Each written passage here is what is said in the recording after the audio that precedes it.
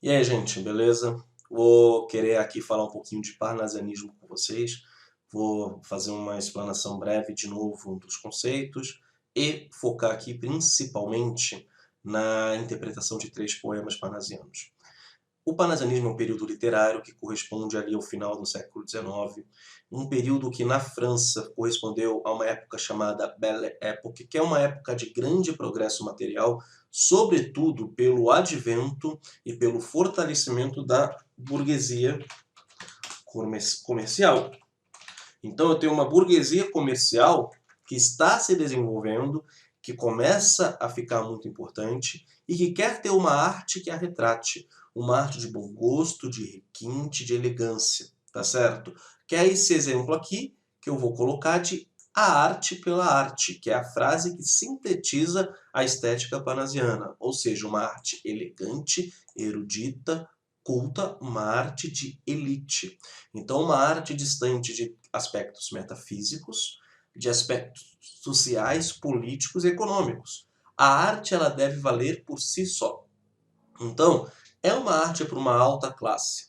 É importante destacar que o parnasianismo ele é um período literário que ocorre concomitantemente ao período realista e naturalista, sendo o oposto desse período realista e naturalista na questão política e social. Porém, ele incorpora algumas características desse realismo do naturalismo, sobretudo o objetivismo, a objetividade com que eu retrato as situações, tá certo? E isso faz com que eu tenha um distanciamento da primeira pessoa do singular. É muito difícil encontrar a primeira pessoa no poema parnasiano. Pode encontrar? Claro que pode, mas é muito difícil. Na forma, eu tenho a busca pela perfeição. Então, esta palavrinha aqui, ó, é fundamental quando eu falo de parnasianismo. Isso significa que eu vou pegar a forma da poesia lírica mais consagrada, que é o soneto, a métrica mais complexa e mais utilizada no período clássico, que é o decassílabo, usando isso com vocabulário requintado, sofisticado, pautado em rimas ricas, ou seja, rimas compostas por classes gramaticais diferentes, e uma perfeição e um equilíbrio formal. Dentro do plano de vista do conteúdo, um distanciamento de temas sociais, um tratamento objetivo dos temas, ou seja, tentando tirar esse subjetivismo, esse eu, e aí está um distanciamento, na sua maioria, do romantismo, uma contenção de sentimentos, é um racionalismo, é um lado mais racional colocado, a metalinguagem, ou seja, a linguagem explicando o próprio fazer poético, poemas descritivos, ou seja, eu retrato objetos, e uma referência muito grande à mitologia greco-latina. É claro que quando eu falo de poemas que não são subjetivos, eu posso ter uma subjetividade em um caso e outro. É claro quando falo de poemas que não são metafísicos, eu posso ter um poeta que tenta misturar um lado metafísico com isso.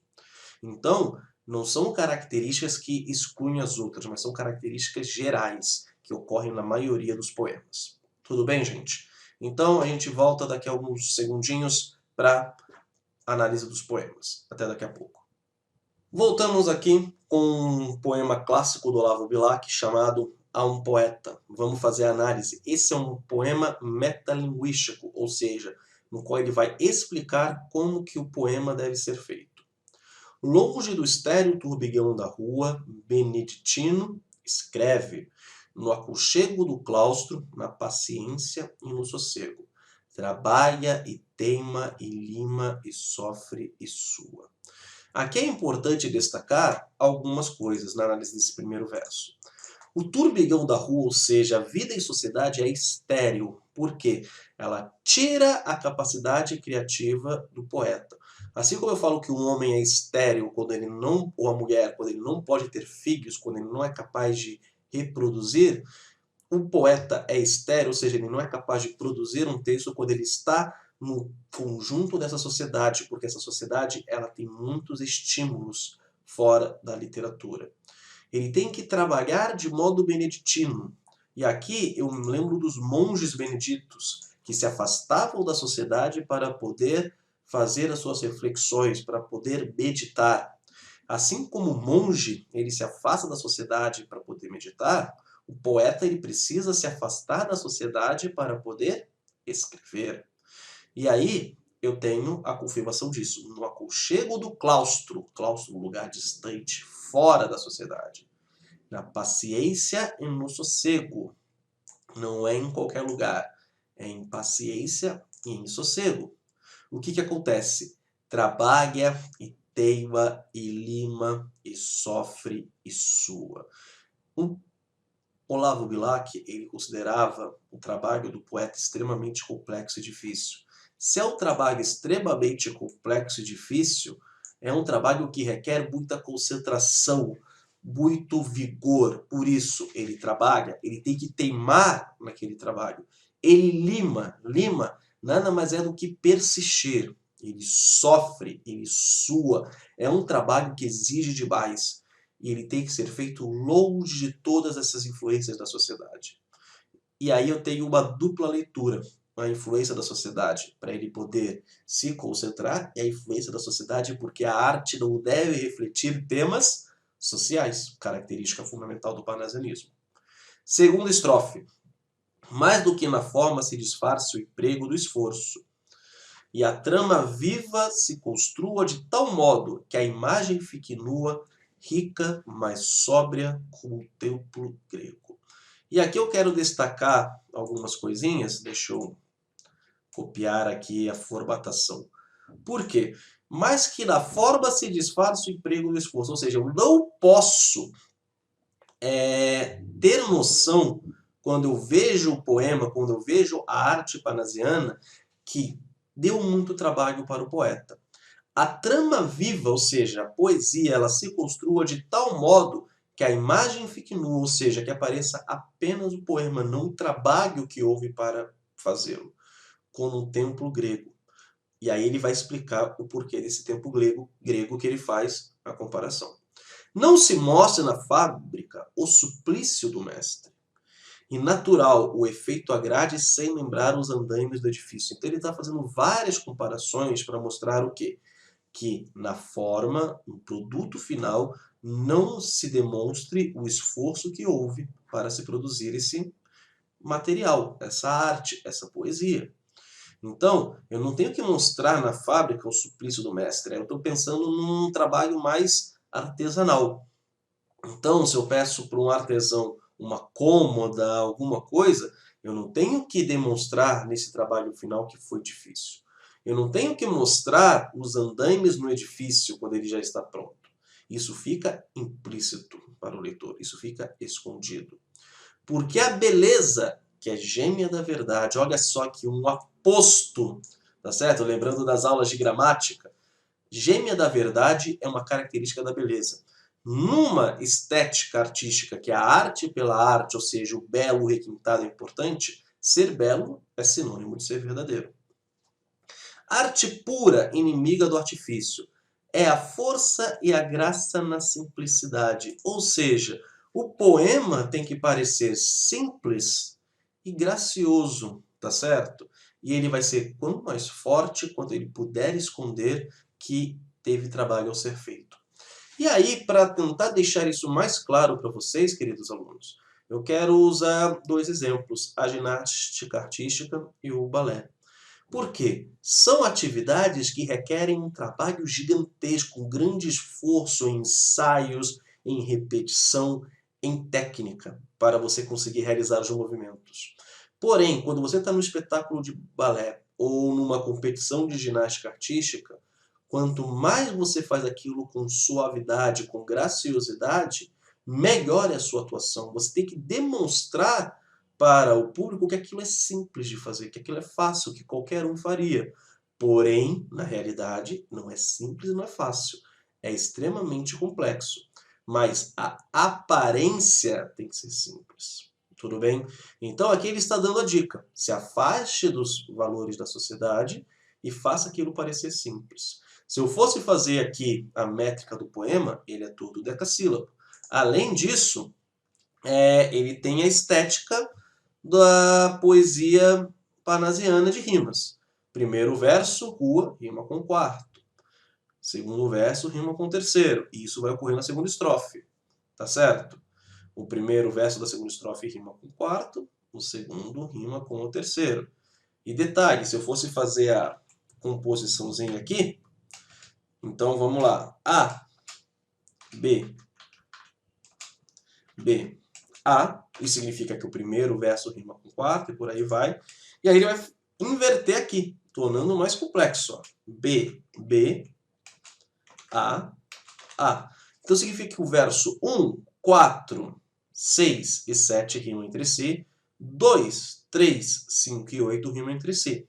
E ele vai manter essa questão da rima nos versos seguintes. Então, suplício, que seria o meu C, vai rimar com edifício e vai rimar com artifício. Ele vai escalonando. E a grade, que seria o meu D, o meu quarto tipo de rima, vai rimar com verdade e vai rimar com simplicidade, versos rimados. Tá certo? Então, é muito importante pensar também na perfeição formal do poema parnasiano.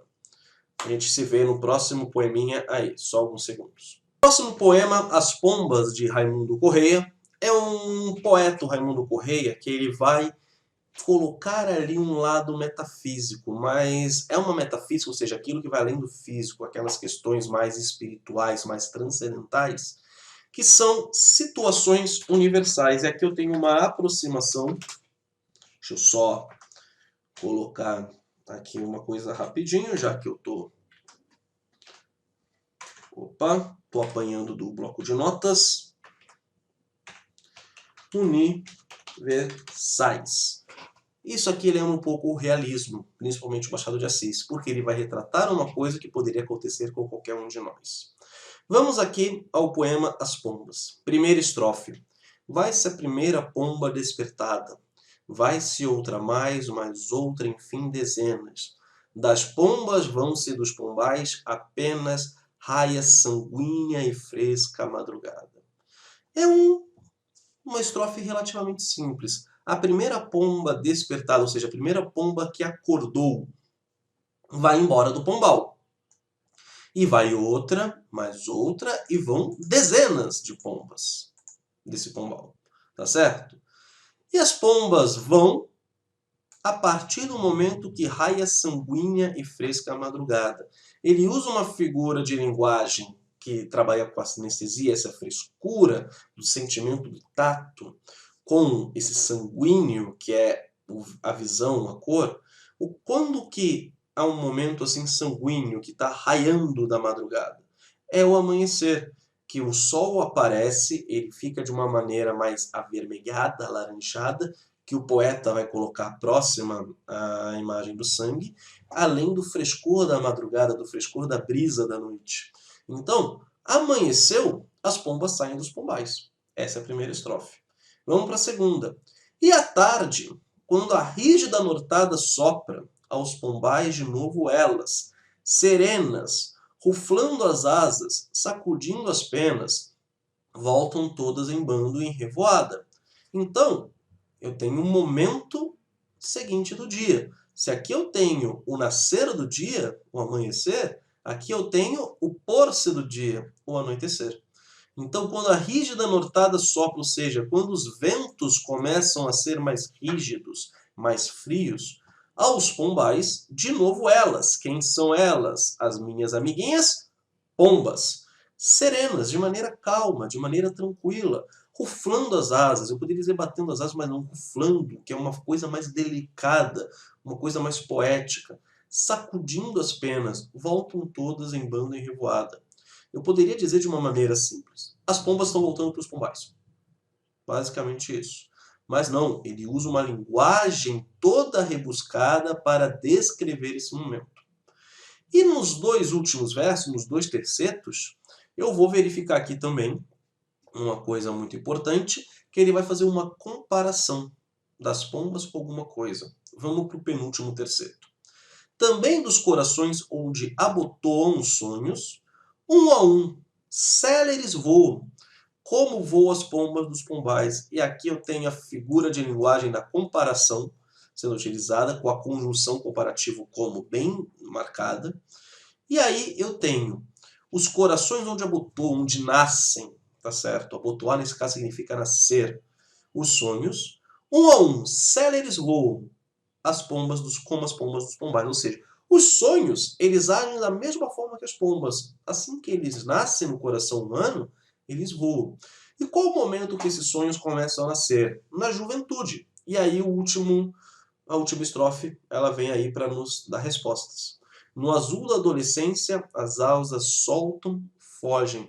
Então, quando você é jovem, quando você é adolescente, os seus sonhos nascem no seu coração e eles voam porque você tem mais desejo, você tem mais idealizações, você tem mais ambições. Então, eu tenho a estrutura repetida. Se eu fosse repetir a estrutura dos 2 primeiros versos, o que aconteceria? Os sonhos voltariam para o coração dos homens. Aí a aula de gramática é muito útil. Quando eu falo que a gente aprende gramática não só pela gramática, a gente tem que usar a gramática como recurso literário. Olha como vai começar aqui depois de 3 pontos. Mas, conjunção coordenativa adversativa. Uma ideia contrária que se sobrepõe à anterior. Então eu vou quebrar a lógica que foi construída nas 2 primeiras estrofes, nos 8 primeiros versos. Se tinha um movimento de ida e de volta normal, aqui eu vou ter um movimento de ida, e sem que ocorra a volta. Aos pombais, as pombas voltam. E eles, quem são eles dentro desse contexto? Esse pronome eles retoma os sonhos, tá certo? Aos corações não voltam mais. Então, quando a gente é jovem, a gente sonha e joga os nossos sonhos para serem realizados. Porém, quando nós amadurecemos, ou seja, nos tornamos adultos, nos tornamos um pouquinho menos esperançosos, o que acontece? A gente perde esses sonhos, a gente vai vivendo a vida como ela acontece e esquece que a gente jogou muitos sonhos, a gente não permite que eles voltem aos nossos corações. É triste? É. É um poema metafísico. Ele está falando das esperanças, dos sonhos, das idealizações dos seres humanos. Porém, é importante destacar que ele fala disso de uma maneira geral. Ele usa sempre terceira pessoa. Ele não usa em nenhum momento a primeira pessoa. Por isso que o poema As Pombas é um poema universal. Aconteceu com Raimundo Corrêa, poderia acontecer com qualquer pessoa e pode ter acontecido inclusive com você, querido aluno. Tudo bem? Mais um segundinho, a gente vai para o último poema dessa série. Vamos lá, gente. O último poema se chama Vaso Grego, do Alberto de Oliveira. É um poema daqueles clássicos descritivos de objetos. E o próprio título diz o que está sendo descrito: um vaso grego. Esta de áureos relevos, trabalhada de divas mãos, brilhante copa, um dia já de aos deuses servir como cansada, vinda do Olímpio a um novo deus servia. Então o vaso, aqui eu estou comparando o vaso a uma taça. Tudo bem, gente? É como se fosse uma taça grega.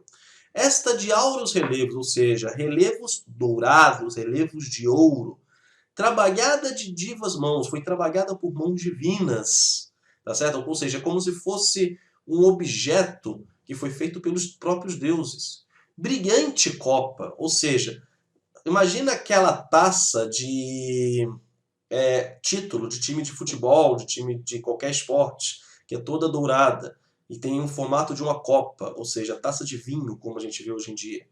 É esse tipo de taça. Um dia, já de aos deuses servir como cansado, ou seja, serviu aos deuses, serviu a esses seres superiores, vinda do Olímpio ao novo deus servia. Ou seja, ela veio do Olimpo, ou seja, do lugar onde os deuses gregos habitavam, e está servindo a um novo deus. Aqui é interessante pensar no contraste cultural. Na Grécia Antiga, deuses, uma religião politeísta. Na religião cristã brasileira, onde o Alberto de Oliveira escrevia, Deus singular, tá certo? Então, há uma passagem no tempo. E é uma taça de grande valor histórico. Era o poeta de Teos que o suspendia. Então, ora repleta, ora esvazada, a taça amiga aos dedos seu tinha, toda de roxas pétalas comada. Era o poeta de Teos, você vê que aqui há um jogo de referência muito culto, muito elevado, porque nem todos sabem que é o poeta de Teos. Aqui no texto ele vai dar a resposta no final. O poeta de Teos é o Anacreonte. Porém, se eu não tenho essa referência cultural, a interpretação do poema se torna extremamente complexa. Que eu suspendia esse vaso, esse formado taça, naquele momento. E ora repleta, ora esvazada, ou seja, ora cheia, ora esvaziada, a taça amiga aos dedos seus tinha, ou seja, ela ia tocando as outras taças, os outros vasos.